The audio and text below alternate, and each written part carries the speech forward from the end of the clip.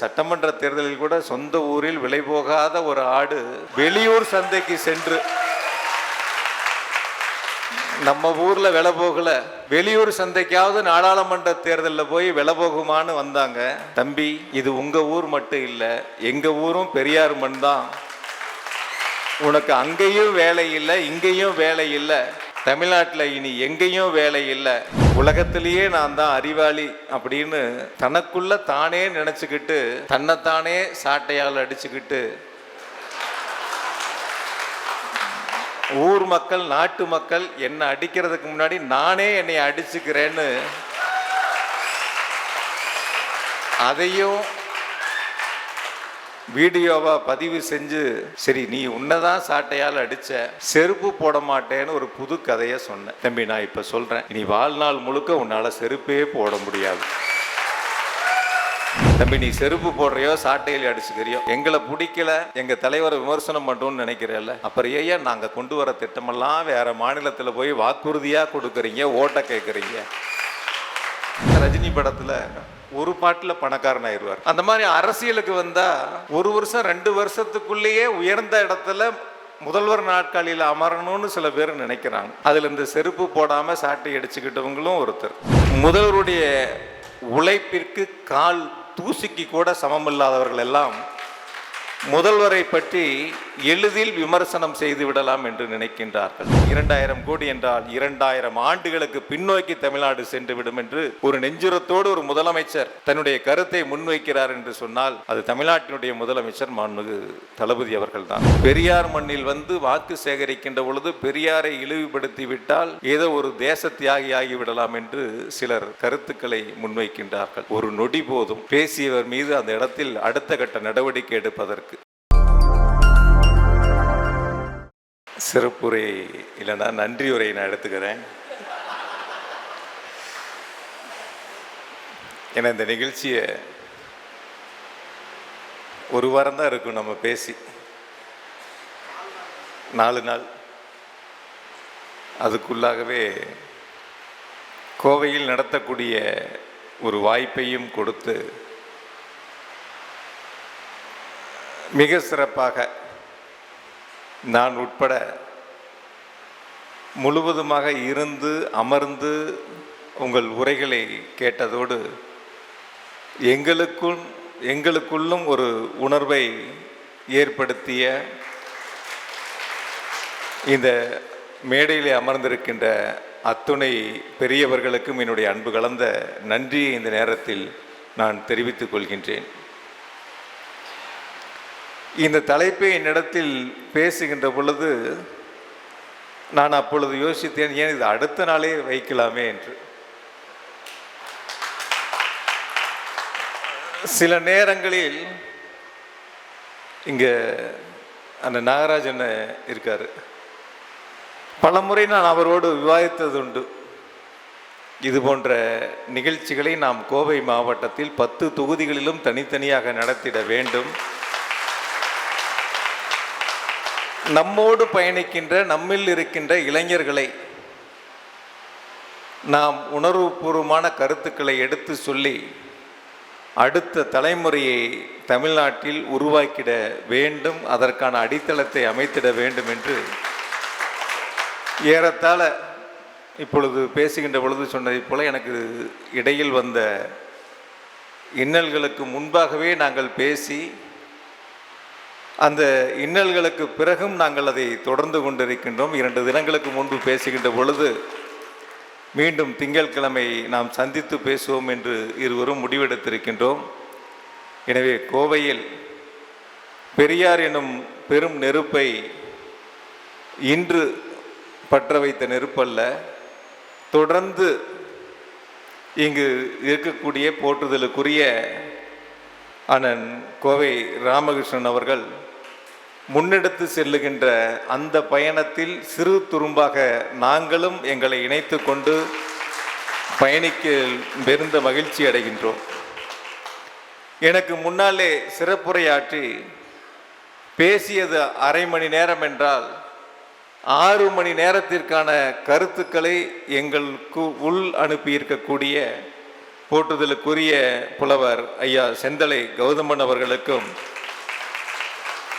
இந்த நிகழ்ச்சியை வடிவமைத்திருக்கக்கூடிய அன்பு சகோதரர் மைனர் அவர்களுக்கும், இந்திரகுமார் தேரடி அவர்களுக்கும், மனோஜ் அவர்களுக்கும், மில்டன் அவர்களுக்கும், சதீஷ் செல்லதுரை அவர்களுக்கும் என்னுடைய அன்பு கலந்த நன்றியை இந்த நேரத்தில் தெரிவித்துக் கொள்கின்றேன்.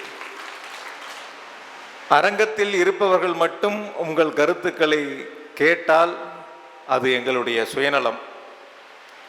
ஆகையால் மேடையில் நான் பேச வருவதற்கு முன்பாகவே இந்திரகுமாரிடத்திலே ஒரு அனுமதியை பெற்றிருக்கின்றேன். மிக விரைவில் திறந்த வெளியில் ஒரு மாநாட்டை போல ஒரு கூட்டத்தை ஏற்பாடு செய்து மிக சிறப்பாக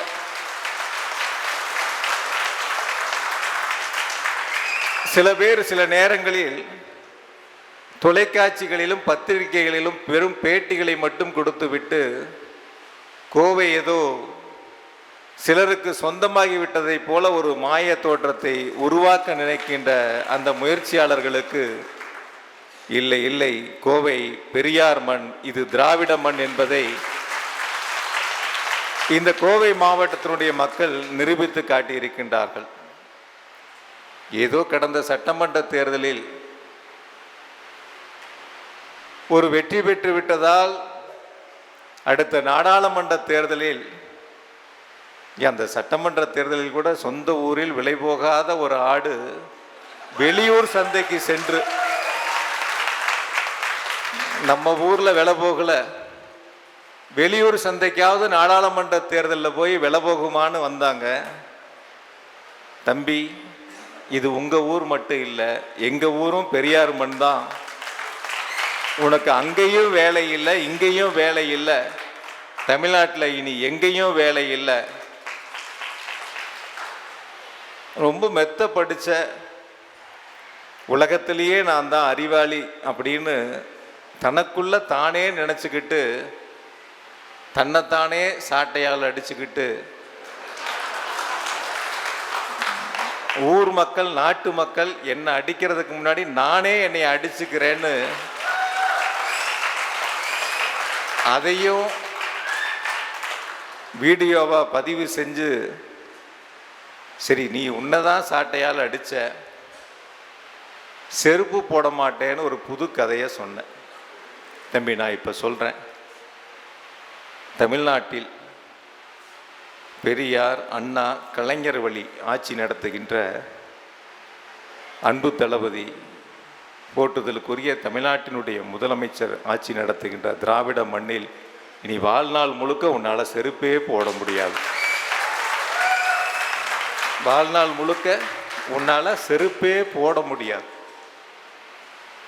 கொஞ்சம் யோசிச்சு சபதத்தை எடுத்துக்க.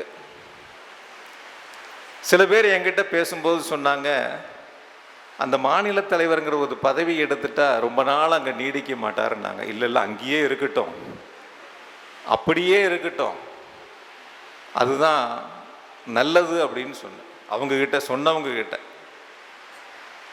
ஏன்னா சில பேர்த்துக்கு சில நேரங்கள் சிந்தனை.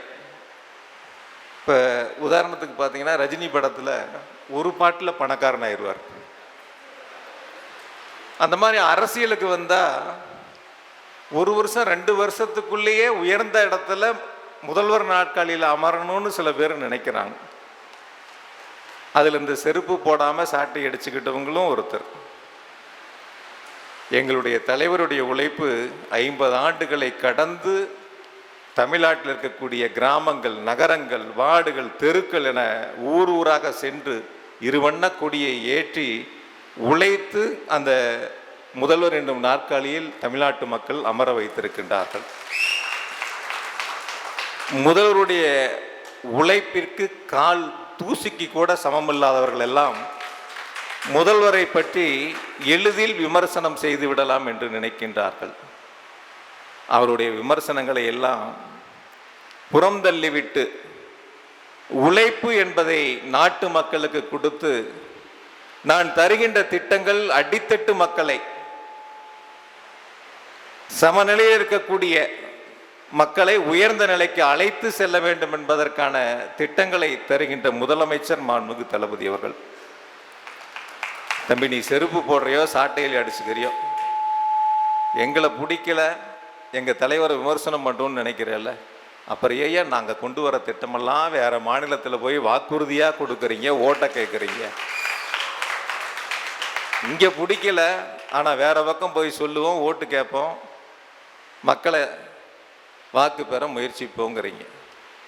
ஒரு அரசு எப்படி செயல்பட வேண்டும், என்ன திட்டங்களை செயல்படுத்த வேண்டும், எப்படி வாக்குறுதிகளை கொடுக்க வேண்டும், அதை எப்படி நிறைவேற்ற வேண்டும்? நீங்கள் என்ன சொல்கிறீங்க? 2000 கோடி நிதி தர முடியாதுங்கிறீங்க.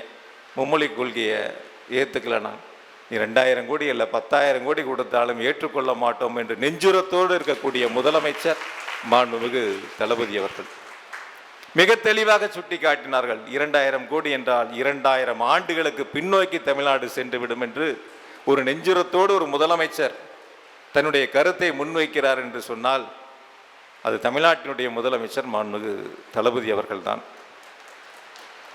2/3 பங்கு நீர்ப்பரப்பு கொண்ட நிலத்தில் முழுவதுமா நீர்நிலைகளாக இருந்தால் கூட பெரியார் பற்ற வைத்த நெருப்பை அணைக்க முடியாது, அது அணையாது.